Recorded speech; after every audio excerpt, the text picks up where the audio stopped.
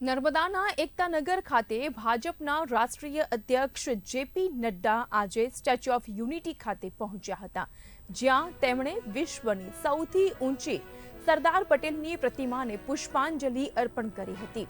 તેમના સાથે રાજસ્થાનના મુખ્યમંત્રી ભજનલાલ શર્મા અને કેન્દ્રીય વન મંત્રી ભૂપેન્દ્ર યાદવ પણ ઉપસ્થિત રહ્યા હતા।